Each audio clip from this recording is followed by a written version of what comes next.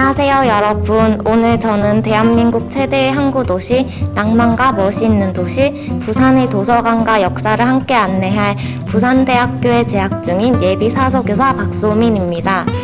부산은 335만 인구가 살고 있는 한국의 두 번째 도시로 해운대, 동백섬, 감천문화마을, 태종대 등 아름다운 관광지가 많아 해마다 많은 분들이 부산을 방문하고 있습니다. 오늘 이렇게 멋진 도시가 품고 있는 역사 속 도서관 이야기를 시작해볼까 합니다. 오늘 순서에 대해 잠시 소개하겠습니다. 먼저 당시 부산의 시대적 배경과 탐방지 주변을 알기 위해 광복동 및 용두산 일대의 주요 역사적 장소에 대해 탐방을 진행하겠습니다.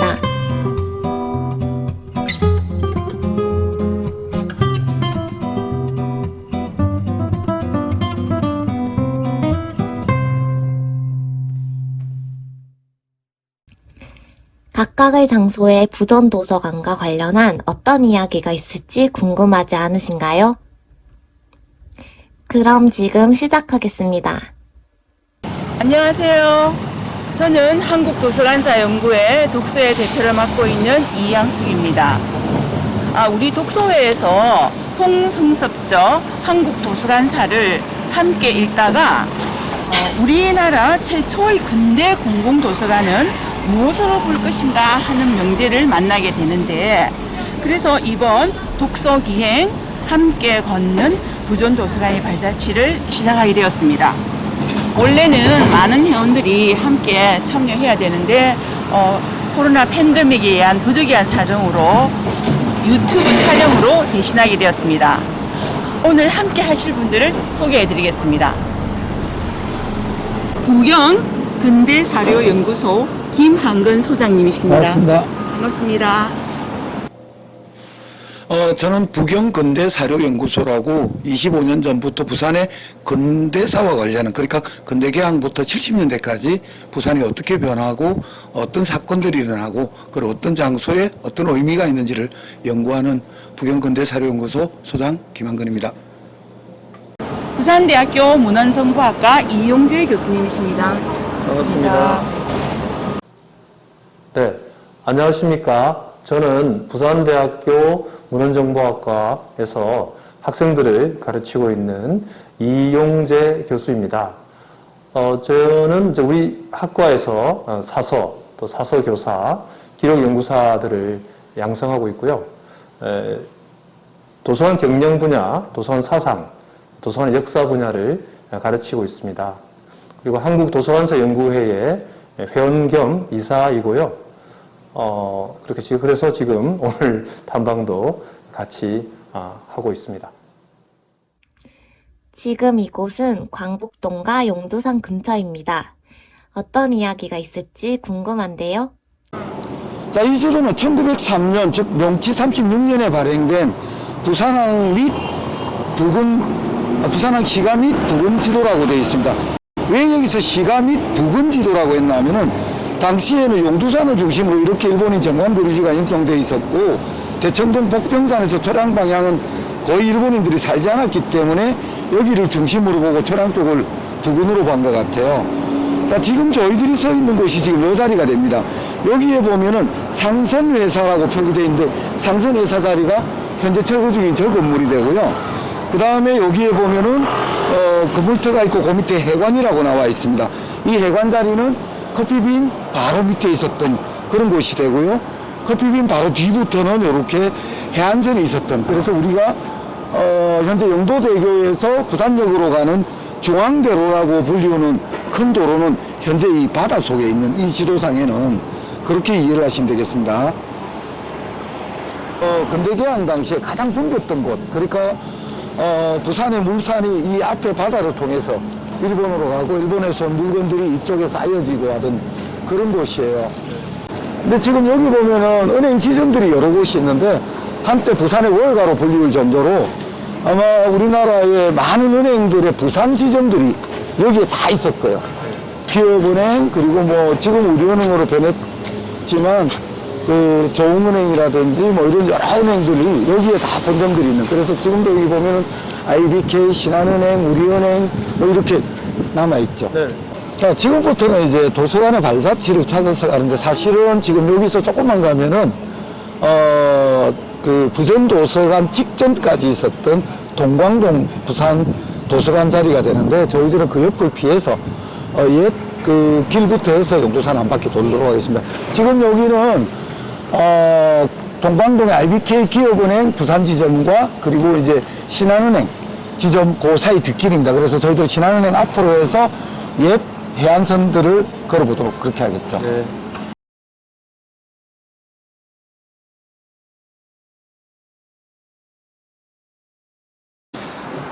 지금 제가 서 있는 곳은 부산 데파트 바로 뒤, 그러니까 부산은행 중부지점 뒤쪽에서 신한은행 부산지점 사이에 서 있습니다. 이 거리가 굉장히 그 부산 역사에서는 중요한 곳을 차지합니다. 첫째, 지금 저기 서 있는 새롭게 생긴 건물은 과거에 선창에 있던, 그러니까 조선시대 초량회관의 선창에서부터 해서 근대 개항 때까지 해서 1910년까지는 여기가 거의 선창 역할을 했던 곳이고요. 부산 데파트는 부산에서는 최초로 주상복합 건물로 68년에 세워진 건물이고요. 지금 여기는 1915년에 전차가 신해농선이 만들어졌을 때 1915년에는 지금 부산우체국 바로 뒤에까지 갔다가 1916년에 대청정선이 만들어질 때에 전차 종점이 여기였습니다. 그런 역사가 있는 곳입니다. 부산은행 중부지점에서 제가 북쪽으로 약 한 50m쯤 왔습니다. 지금 여기 보면은 이데아 커피가 있고 건너편에 동경 도미술이 있고 그 다음에 여기에 이제 롯데 건물이 빌딩이 있는데요. 요 사이에 보면은 동경 옆에 조그마한 골목길이 있어요. 저 길이 의미하는 게 뭐냐니까 과거에 부산의 해안선의 출발이었다. 그리고 지금 여기 녹백 건물은 빌딩 자리는 이 앞서 말씀드렸던시 초량회관에서 1900 거의 10년 전까지는 여기가 부산의 선창이었다. 그러니까 부산항의 중심이었다고 말씀드리겠습니다.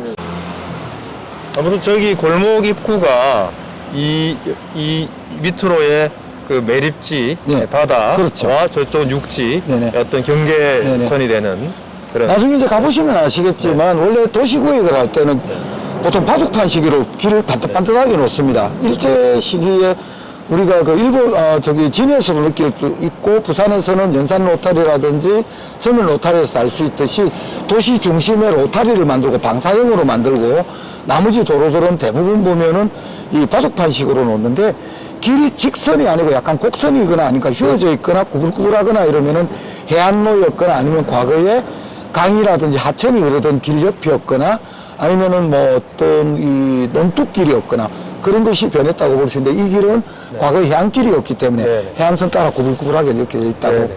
들어가 보시면 아실 겁니다. 한번 골목으로 걸어가 보시죠. 네.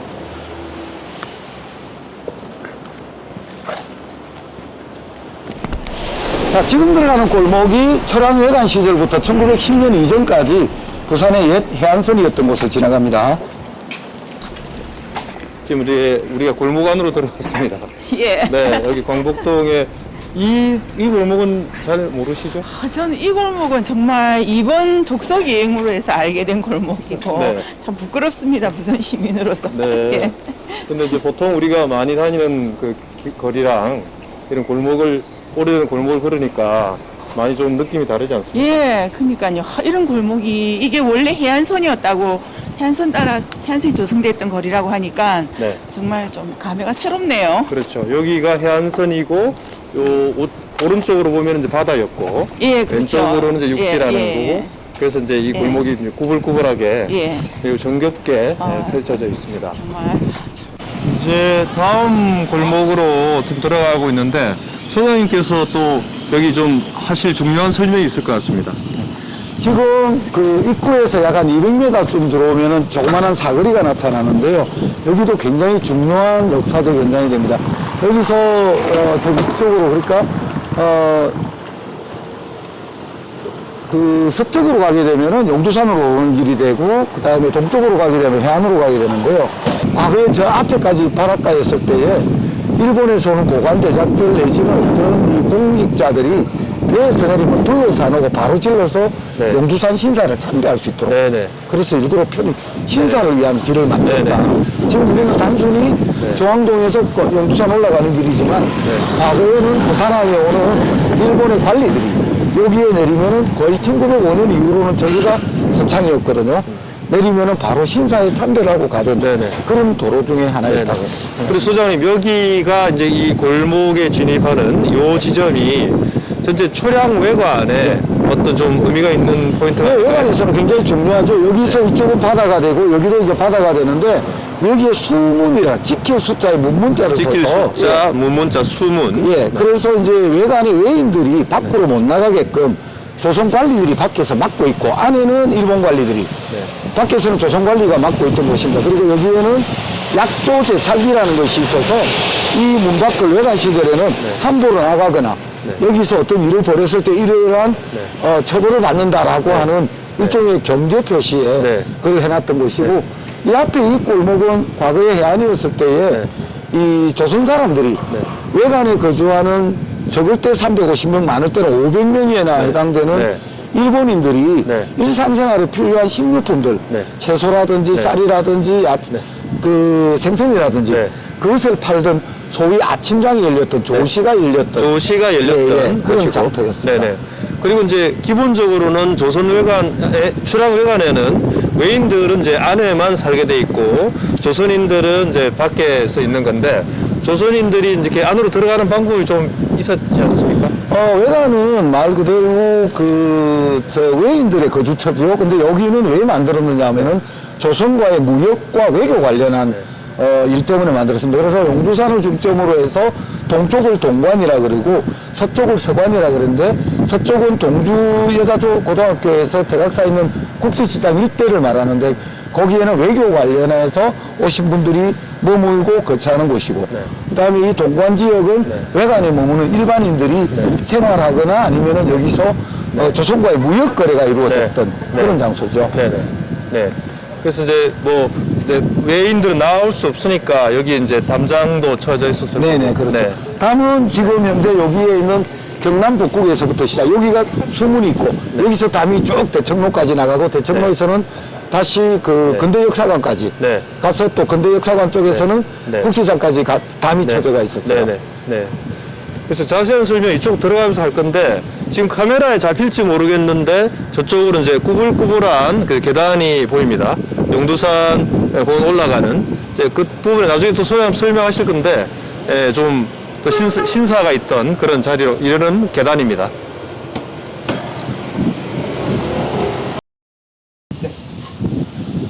자, 이제 여기 조철왕 외관 시절의 조시, 그러니까 아침장이 열렸던 그 입구입니다. 여기 이제 부산포라는 부산의 어떤 이 맛집으로 유명한 이행자 여사님 운영하는 집이 있고, 그 다음에 여기 산청대 집밥도 여기서 꽤 오랜 역사를 지니고 있고요. 지금 여기 이발소에 있는 곳은 하동집이라고 이곳에서만 한 자리에서 50년 넘게 장사를 하시다가 문을 7, 8년 전에 이제 문을 닫은 곳인데 요 사이에 보면은 돌계단이 있어요. 그래서 이 돌계단은 외관 시절의 흔적으로서 유일하게 남아있는 그런 계단으로 이해를 하시면 되겠습니다.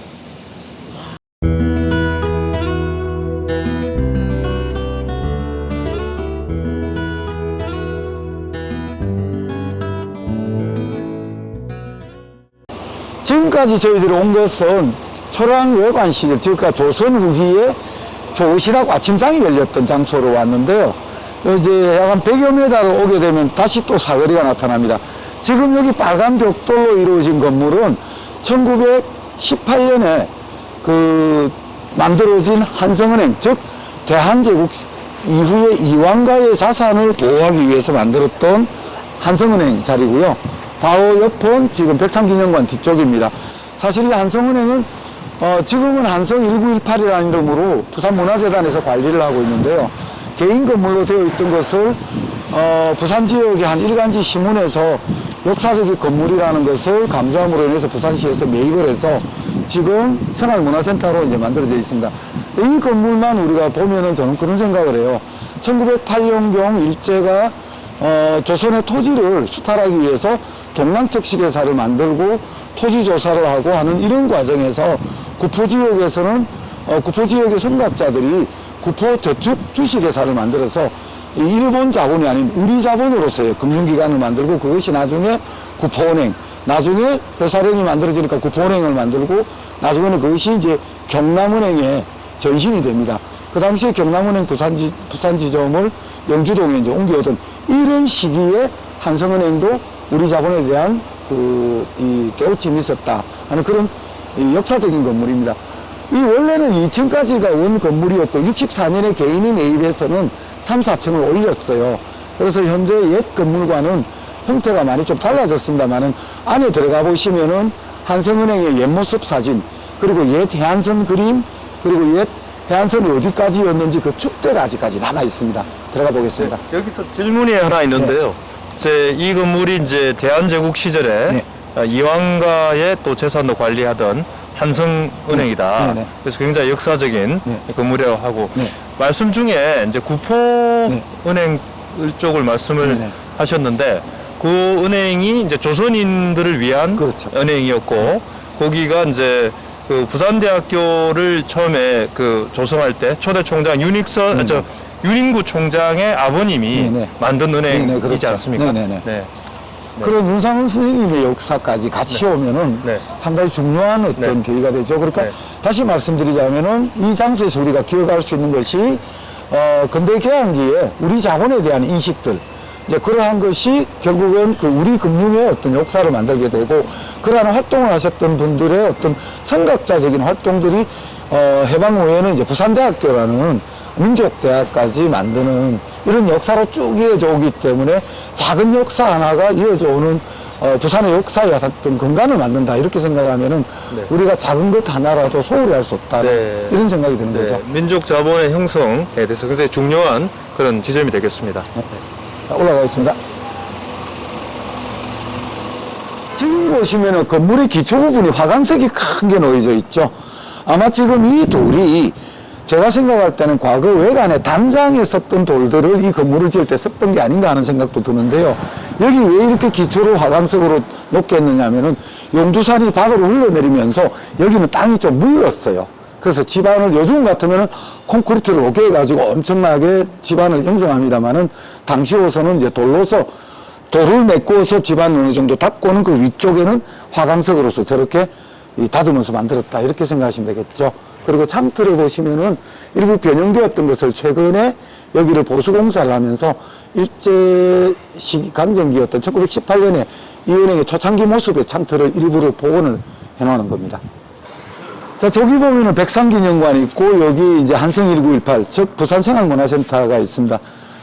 여기는 민족 자본을 설명하는 곳이 장소가 되고요.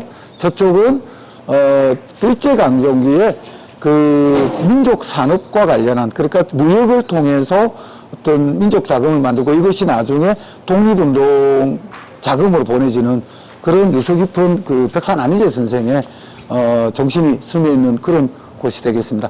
일단 한성은행 안으로 옛 한성은행 안으로 들어가서 옛 흔적들을 살펴볼게요. 자, 여기는 이제 한성1918이라는 이름으로 생활문화센터가 되어서 현재 부산문화재단에서 이제 관리를 하고 있는데요. 여기 보면 이제 벽면에 청자 그림이 하나가 있어요. 여기를 이제 개인이 운영을 하면서 오랫동안 청자 다방으로 운영이 되다 보니까 이 건물이 한성1918이 되기 전까지 마지막 명칭이 청자 다방이었어요. 그래서 그 흔적을 남겨놓고 있는데요. 자, 이쪽 입구에 보면은 건대기 부산 동광동 즉 본정 일대 주요 금융시설 현장이라고 되어 있습니다. 아까 저희들이 데파트 뒤에서 오면서 여기가 부산의 월가 금융중심지다 그랬는데 저기 보시면 빨간 점으로 표기된 곳이 다 은행이 있었던 곳이었고 그 건대기에는 저기가 부산 지역의 은행의 본점들이 부산 지역 지점들이 다 있던 곳입니다. 여기 첫째 조선은행은 1910년에 만들어서 11년에 대청로에 만들어져서 옛 한국은행 부산본부가 되었다가 지금 한국은행은 문현동으로 갔고 내년부터 이제 그 부산 근현대 역사관으로 재탄생하게 됩니다.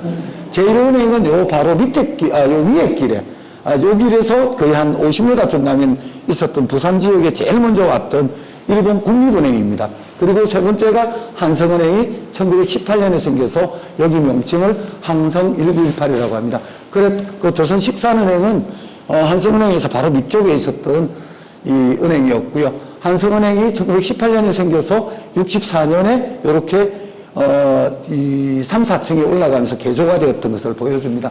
입구도 과거는 저렇게 모서리가 있었고 여기가 입구였는데 지금은 약간 타원으로 이제 변했던 것. 그것이 청자 빌딩에서 한성 1918로 태어나는 과정을 쭉 설명을 하고 있습니다.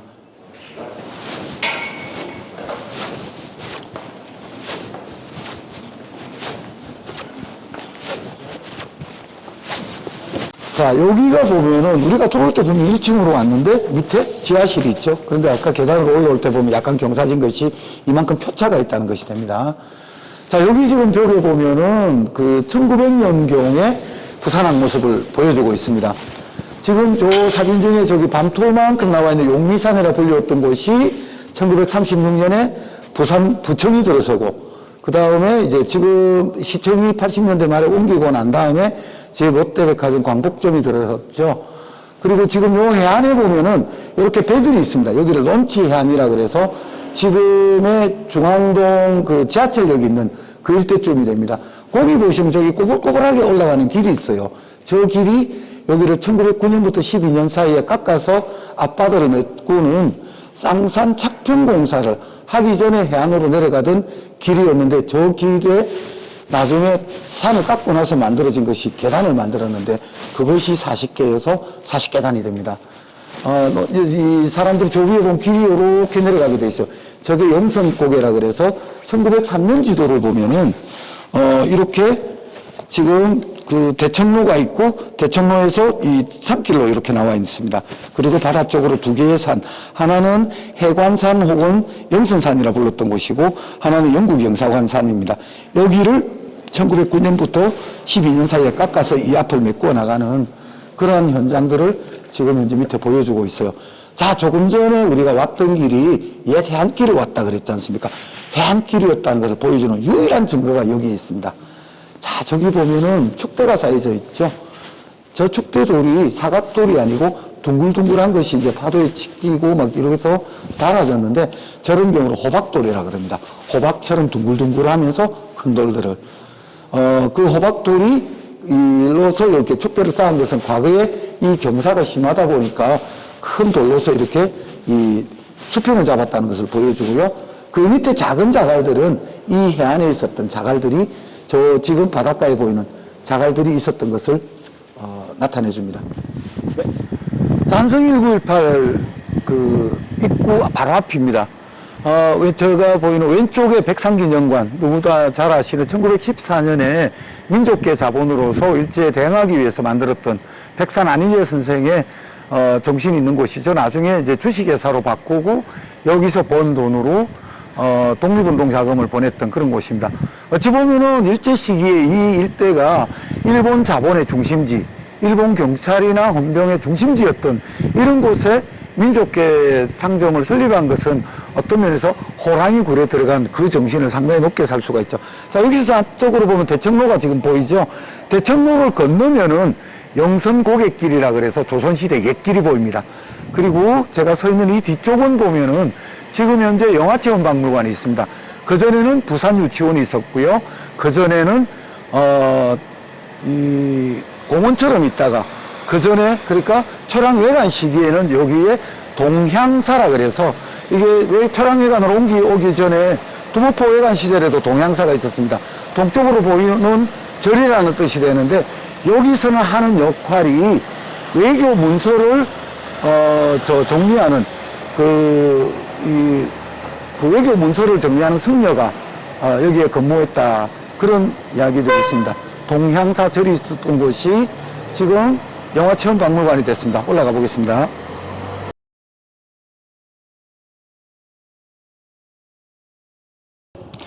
자, 저희가 여기를 지나면 이제 대청로로 해서 가면서 과거 한국은행 그전에는 부산 일본군 부산 수비대에 있었던 장리로 해서 근대역사관을 해서 홍도의 사무실인 쪽까지 가게 됩니다. 이제 홍도의 역사를 보게 되면은 홍도의 맞은편에 있었던 동분원사 부산별원, 대곡파 부산 별원 뭐 이렇게도 불렀던 절이 지금은 대각사로 되어 있습니다. 그런데 이 절에 1900년대 초에 사립 유치원이 생겨요. 그러니까 부산 최초의 유치원이 대학사에서 생겼다가 그 유치원이 어디로 옮겨가냐면은 과거 부산부청 맞은편에 1930년 지도를 보면은 부산 공립유치원이라고 아주 크게 나와요. 거기 있던 유치원이 1930년대 중후반에 이곳으로 옮겨옵니다. 그러다가 약 한 20년 전까지 유치원으로서 운영을 하다가 건물이 너무 낡고 해서 그 건물이 비어져 있던 곳이 지금은 부산영화체험박물관으로 만들어졌습니다. 여기가 부산 최초의 부산 유치원의 마지막 자리였다. 그것 때문에 이곳에 왔습니다. 부산영화체험박물관에서 대청로 쪽으로 50m쯤 오면은 용두산 공룡주차장이 있습니다. 이 용두산 공룡주차장은 과거에 1903년 지도에 보면은 부산 순사 숙소로 되어 있다가 나중에 1921년에 그 부산 제7 그 소학교로 문을 열게 됩니다. 이 학교가 이 98년도까지 여기에 있다가 학생 수가 급감함으로써 지금은 과거 남일초등학교의 그 광일초등학교라는 이름으로 합쳐져 있습니다. 현재 용두산 공룡주차장 자리가 과거의 동광초등학교, 그전에는 제7 심상소학교 자리였다고 소개드립니다. 옛 동광초등학교 후문에서 한 50m 내려오면 대청로변이 됩니다. 이 대청로에서 저쪽으로 보면 작은 골목길이 있어요. 저 길이 1903년 지도에 나온 이 도로가 되겠습니다. 즉 영성고객길이 되어서 1910년대 초까지만 해도 부산역 쪽, 즉 철항 쪽으로 가려면 유일하게 갔던 도로였습니다. 저기를 왜 영성고개라 그러냐면은 동래구의 관리들이 이 철양 외관의 공간 건물들을 수리하러 정기적으로 왔습니다. 그래서 수리하러 오는 사람들이 다녔던 길, 그래서 영선하러 가는 길, 영선고개라 불렀던 곳입니다. 자, 지금 코모도 에스테이트라고 되어 있는 저기 이제 그 주거 건물은 그 전에는 서라볼 호텔이 있었어요. 서라볼 호텔을 코모도 호텔에서 인수를 해서 여기를 상가 주상 건물로 만들면서 코모도 에스테이트를 했는데 1911년에 일본 육군 운수부가 여기 와 있었어요. 일본 육군 운수부는 만주 지역에 공급되는 말들을 관리하는 수송 부대였다고 생각하시면 됩니다. 그리고 조금 더 가면은 그 악령 높은 부산 헌병대가 있었던 자리가 또 나옵니다. 자, 건너편에 보이는 곳이 한국은행 부산 본부가 있던 곳입니다. 그 옆이 부산 근대역사관입니다. 자, 이곳이 어떤 곳이었는지 1901년 지도를 보면은 저희들이 대청로를 따라 쭉 왔어요. 지금 요 맞은편에 서 있는데 일본군 부산 수비대가 한국은행에서 근대역사관까지 자리했던 그런 곳입니다. 1800년대 후반에서 1906년까지 자리했던 곳에 수비대가 대신동 서예자고등학교로 1906년에 옮겨가고 난 뒤에 1911년에 한국은행 부산지점이 생기고 저 건물은 64년도에 재건축됐던 건물입니다. 그리고 20년대에 이 자리에 동양척식 부산 지점이 생겼는데 현재 부산 근대역사관으로 쓰이고 있습니다. 자, 여기는 광복중앙로의 딱 중심 지점입니다. 제 뒤로 보이는 게 대각사, 그리고 저쪽에 용두산 맨션, 이쪽 아래에 부산은행과 세부산타운이 있습니다. 초랑회관 시절에 서관 3대청이 있던 자리입니다. 중대청 자리에 그 근대개항 이후에 대곡파 부산변론에서 나중에 동본원사 부산변론이 생기고요. 그 다음에 저 위쪽에 그 용두산 맨션이 있는 곳은 동대청 자리였는데 일제 시기에 후쿠다 양조장이 있었고요.